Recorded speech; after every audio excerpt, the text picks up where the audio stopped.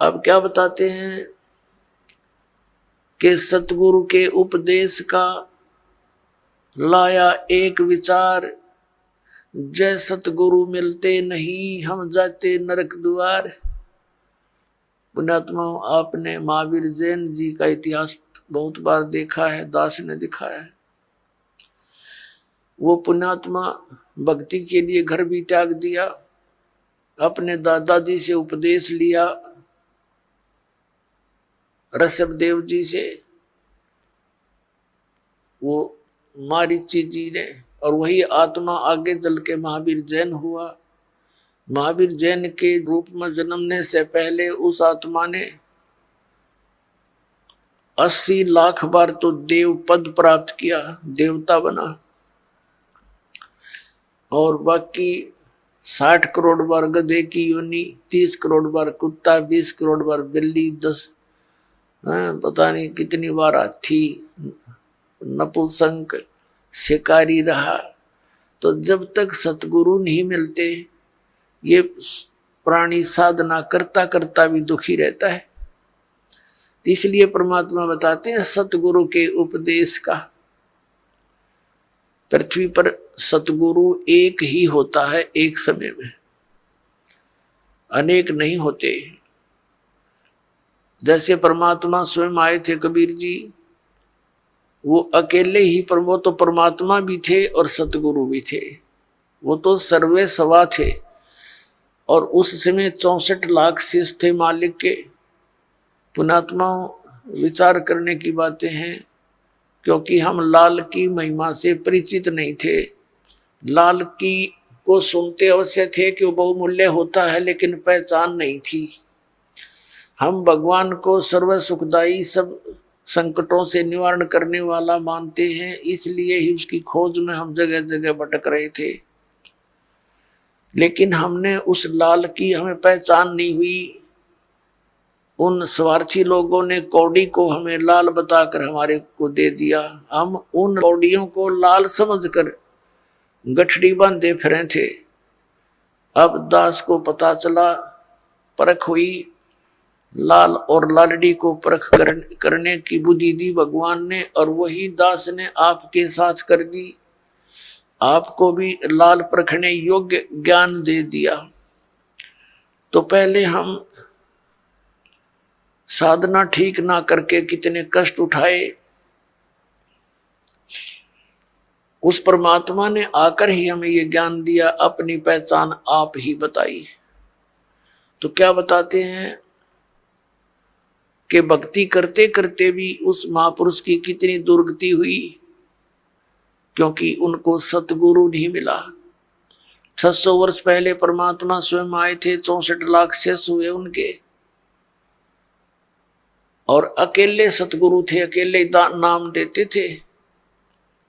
और पुण्यात्मा, उस समय ना कोई मीडिया था, ना कोई पुस्तक का लेखन करके कहीं भेजा जा सकता था। आदरणीय धर्मदास साहिब जी ने कबीर साहब की वाणी लिपिबद्ध करके रख ली थी, लेकिन उसको बार बार इतनी को हाथ से लिखने में तो 10 साल फिर लग जाए उसको। तो ऐसे जैसे आजकल परमात्मा ने दया बख्शी है, अक्षर ज्ञान दिया, पेपर दे दिया, इस पर पुस्तक परमात्मा की महिमा लिखकर हमने आपको भेज दी, पुस्तकें बना बना कर। फिर ये इलेक्ट्रॉनिक सिस्टम परमात्मा ने दिया, सीडी का ये बना के दे दी, चिप चल पड़ी परमात्मा की दी हुई है। ये गॉड गिवन इंस्ट्रूमेंट है, ये मनुष्य के सत्र के बनाए हुए नहीं है, ये भूल जाना आप।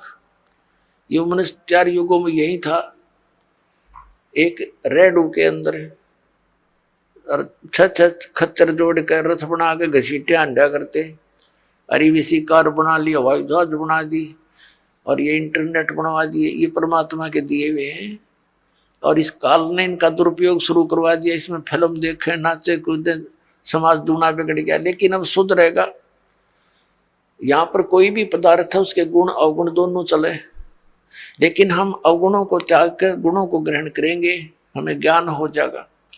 तो कहने का भाव यह कि 64 लाख शेष होना उस समय एक धानक के, जुल्हे के, ये कोई बड़कों का खेल नहीं है। जिसको हम एक शूद्र कहते थे, एक कवि तक करके कवि कह के सीमित कर दिया था, फाइनल क्लोज कर दी थी उनकी फाइल को। अब वह फाइल फिर खुली उस भगवान की। वो परमात्मा है, हमारे पिता हैं। तो सतगुरु एक ही होता है, तो वो परमात्मा स्वयं सतगुरु भी थे और वो परमेश्वर भी हैं। सतगुरु की भूमिका भी उन्होंने की, वो जगत गुरु भी वही है। और फिर उनका कृपा पात्र, उन्हीं के ज्ञान से युक्त, उनके आदेश अनुसार फिर सतगुरु वही भेजते हैं। तो उस परमात्मा ने स्वयं कहा कि गरीबदास जी वाले पंथ में, 12वें पंथ में आगे चल के मैं स्वयं आऊंगा और धर्मदास इस सारे अज्ञान को हटाऊंगा। अब परमात्मा ने हो सकता है दास को किस इस योग्य देखा होगा, तो अपने कुत्ते को छोड़ दिया भौंकने के लिए, अपने बच्चों को, धनियों को जगाने के लिए। तो ये परमात्मा का किया हुआ काम है, आम जनसाधारण का ना समझना बच्चों, और इसका लाभ उठाओ। आप भी उठाओ, औरों को भी जगाओ जो गहरी नींद में सोए पड़े हैं और काल के दूता के फंसे पड़े हैं, प्यार के साथ। क्योंकि काल ने कहा था कि ऐसे उल्टे रंग में रंग दूंगा, जब तुम्हारा मोक्ष समय आवेगा कलयुग में, उससे पहले सब नकली पंथ चला दूंगा तेरे नाम से, कबीर नाम से और सतलोक सचखंड के नाम से, और उनमें इतना अज्ञान ठोक दूंगा। तेरा संदेश वाहक जब आएगा तब तक तो वो वकील बन जाएंगे उस अज्ञान के और कतई नहीं मानेंगे। परमात्मा ने कहा था कि हमें मनाना आता है, उस समय शिक्षित करूंगा। परमात्मा ने कहा था, उसने सोचा, बता दिया था धर्मदास को कि अभी तू चुप रहना, इसको जिक्र ना करना। सबको शिक्षित किया दाता ने, ये इंटरनेट प्रोजेक्टर बनवा दिए, दूर बैठे आप देख सकते हो क्या बोला जा रहा है, क्या लिखा है सदग्रंथों में, सामूहिक तौर पर सीडी के माध्यम से, टीवी के माध्यम से। तो ये परमात्मा का किया हुआ कार्य है। और पहले परमात्मा स्वयं एक दिन में हजार हजार जगह प्रकट हो जाते थे, क्यों तो भगवान है, वो तो जो चाहे सो कर सकते हैं। तो इस प्रकार परमात्मा ने हमें जगाया, सत ज्ञान दिया, वही दिया हुआ ज्ञान आज दास आपके समक्ष रख रहा। तो प्रसंग चल रहा है कि सतगुरु के उपदेश का लाया एक विचार, जय सतगुरु मिलते नहीं हम जाते नरक द्वार। पुण्यात्माओं, इन वचनों को गणी गहराई तो सुना करो, इनको हृदय में जाने दो कानों के माध्यम से। जब तक बच्चा दवाई को अंदर नहीं जाने देगा वो काम के करेगी, होठों पर ही डाल दे, बार थूक देता है, सुनता नहीं है। तो इनको बहुत गहराई से सत्संग के समय तो आप एकाग्रचित हो जाया करो और परमात्मा के इन वचनों पर गहराई से सोचा करो। अब क्या बताया भगवान ने कि जय सतगुरु मिलते नहीं जाते नरक द्वार। सतगुरु के उपदेश का लाया एक विचार, और जय सतगुरु मिलते नहीं हम जाते नरक द्वार। नरक द्वार में दूत सब फिर करते खेचा तान, उनसे कबू ना छूटते फिर फिरते चारों खान। पुण्यात्मा, जब ये भक्तिहीन प्राणी यहाँ से जाता है, यम के दूत इसको पकड़ कर ले जाते हैं, धर्मराज के सामने खड़ा कर दिया जाता है, न्यायाधीश के सामने। वहां ये नहीं कह सकता कि मैंने ऐसा नहीं किया, मैंने ऐसा नहीं किया, वहां झूठ नहीं चलेगी। वहां तो आपकी फिल्म स्टार्ट हो जाएगी, सीडी ऑन हो जाएगी आपके समक्ष सामने। क्योंकि जो कर्म हम करते हैं, सोचते भी हैं, उसकी भी एक फोटोकॉपी भगवान के दरबार में जाती है और वहां जाते ही उसको ऑन कर दिया जाता है। अब जैसे आप जी भक्तों को, भाई बहनों को कहते हो, रिश्तेदारों को या कोई मित्र पड़ोस पड़ोस में मिल जाते हैं, उनको भी समझाते हो भक्ति कर लो, परमात्मा का नाम ले लो। तो अब तो उनके पास समय नहीं है, क्योंकि उनको ज्ञान नहीं है। फिर वो जब वहां दरबार में खड़ा होगा तो ये एक पली लगाता है भगवान के आगे, एक बहाना खोजता है कि परमात्मा मुझे पता नहीं चला हमने तो इतना ही ज्ञान हुआ था, अपना काम करो, बच्चों का पालन पोषण करो।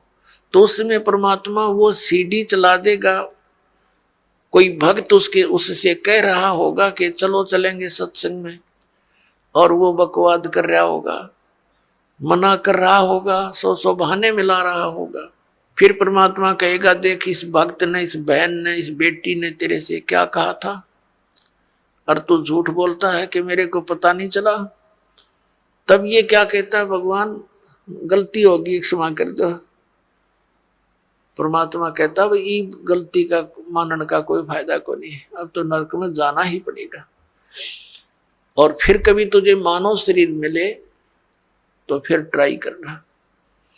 तो पुण्यात्माओं, ये धर्मराज के दरबार में जो प्राणी जाता है उसके बाद इसको नरक में डाला जाता है, और वहां तो लाखों की संख्या में, हजारों की संख्या में पशुओं की तरह चारों तरफ से यम के दूत, जो समझ लो हाथों में भाले, क्योंकि वो शरीर ऐसा है उसमें पीड़ा घनी होती है, और उसमें मरता नहीं प्राणी, पीड़ा ज्यादा होती है।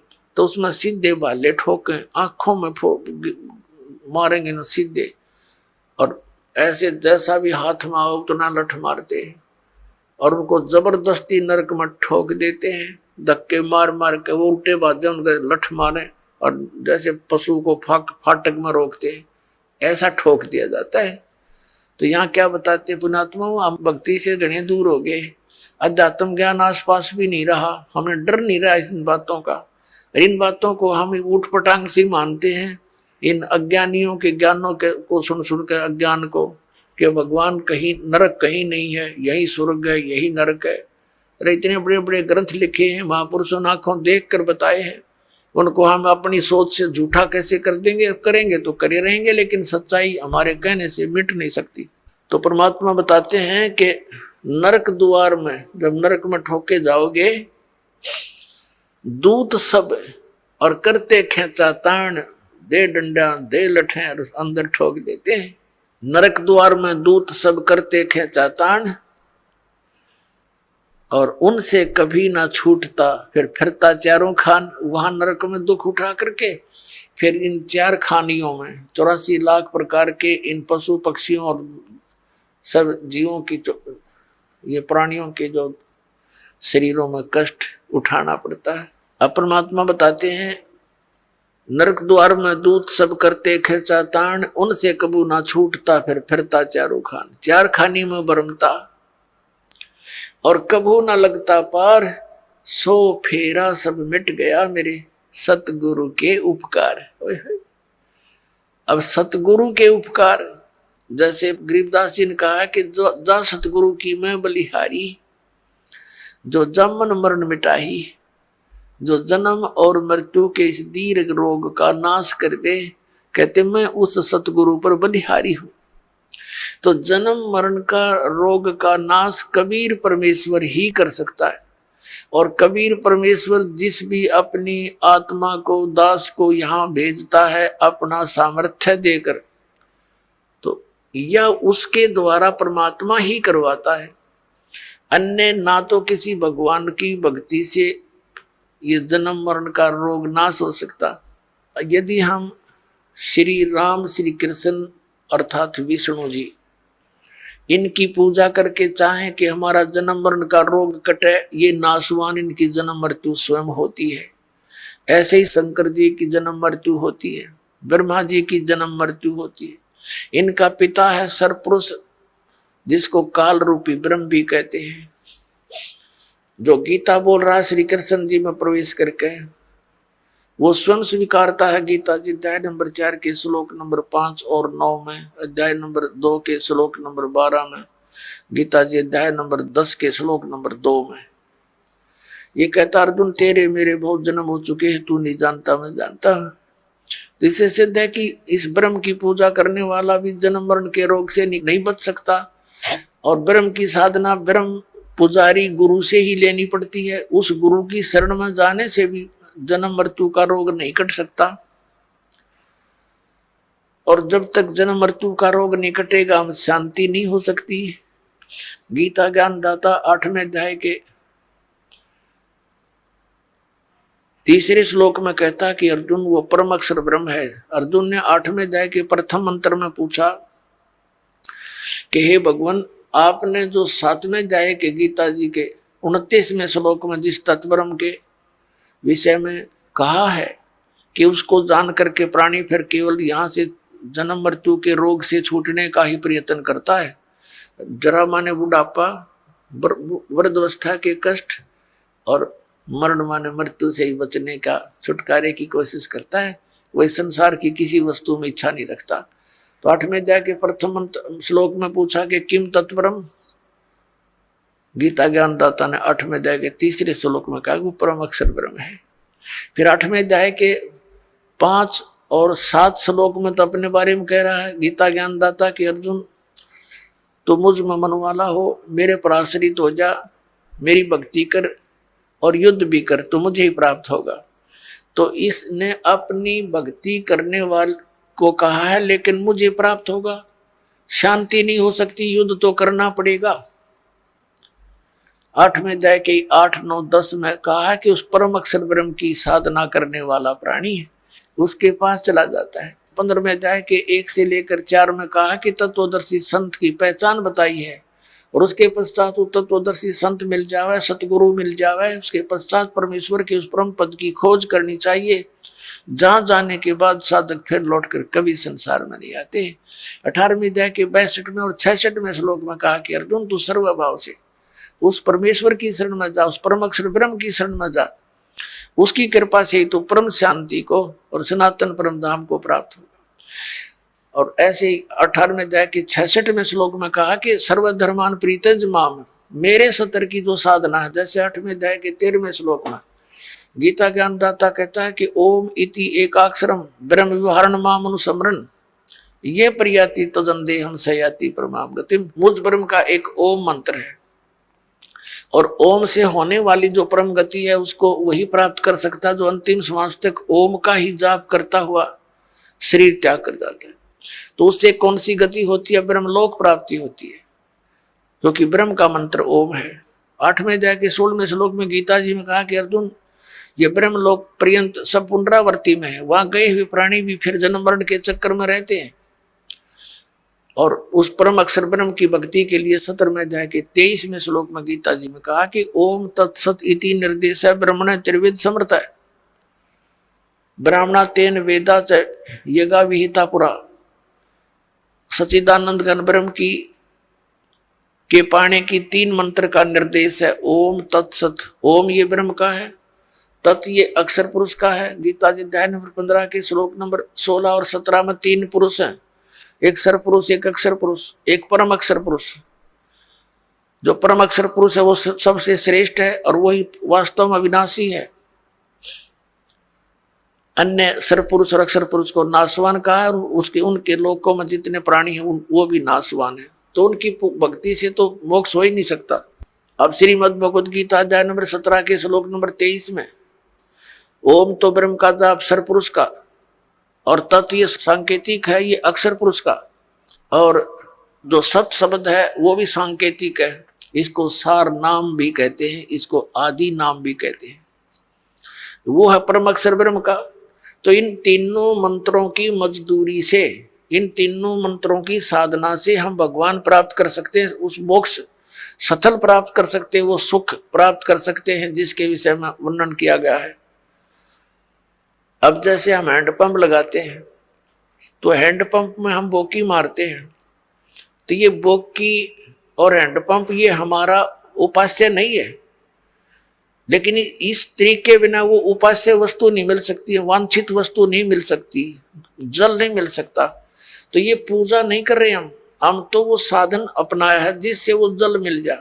तो ये जो मंत्र हैं ओमकार, ये दूसरे 2 सांकेतिक हैं, ये कोई हम पूजा नहीं कर रहे, हम उस अपनी वांछित वस्तु के पाने के लिए साधन अपनाए हैं, ये साधनाएं हैं। तो ये साधना है उस परम अक्षर ब्रह्म के पाने की।